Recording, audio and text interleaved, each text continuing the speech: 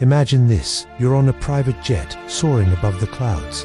Below you, the tiny cars crawling on the highway seem like toys. You pull out your phone and casually check your portfolio. Another record high, another day closer to financial freedom. But then a strange feeling washes over you. A nagging question echoes in your mind. Am I living? For more than a decade, I've dedicated my life to one pursuit: helping others achieve financial freedom. But recently, I've been grappling with a troubling realization.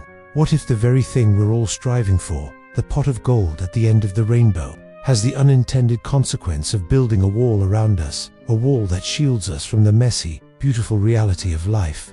It started subtly. I noticed myself taking a private jet to a business meeting, marveling at how efficient it was. And then I paused. Do I really need this? As I looked down at the cloud formations below me, do I really need this? I'm fortunate. I can afford this. But do I really need it? And then there are the meals. My wife and I went to a grocery store to pick up ingredients for dinner. It was a mundane task, yet I found myself oddly satisfied.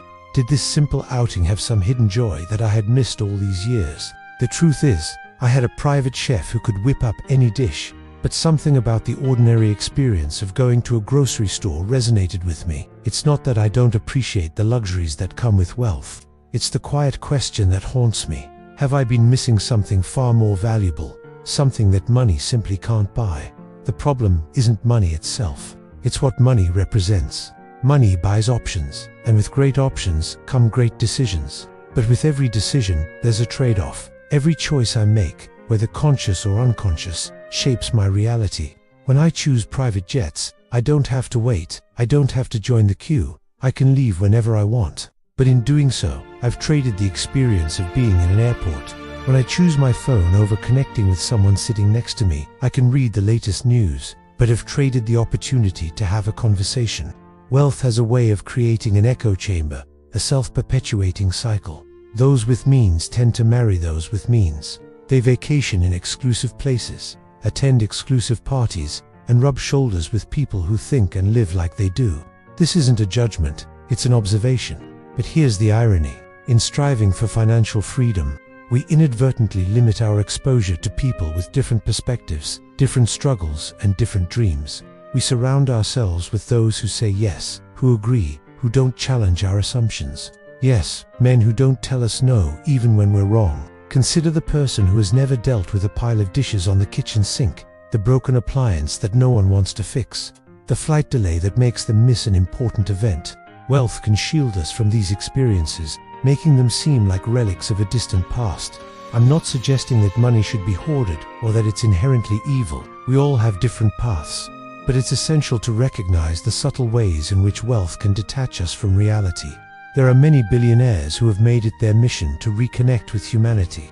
They visit slums to understand poverty firsthand, take public transport to connect with ordinary people, eat at fast food joints to taste the simplicity of everyday life. So what's the antidote? It's not about spending money recklessly.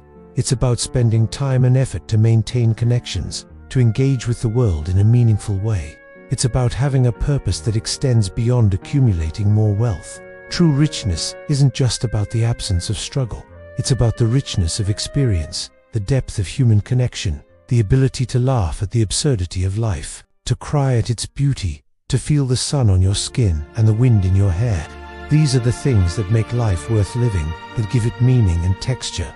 The billionaire who dines at McDonald's isn't doing it because he can't afford a private chef. He's doing it because he values the experience. He understands that in the grand tapestry of life, every thread, every color, every experience, no matter how mundane, is valuable. If I can help you avoid the pitfalls of wealth and inspire you to live a life rich in experiences, human connections, and laughter, then I've done my job. Because ultimately, it's not the size of your bank balance that defines your wealth. It's the depth of your experiences that truly matters.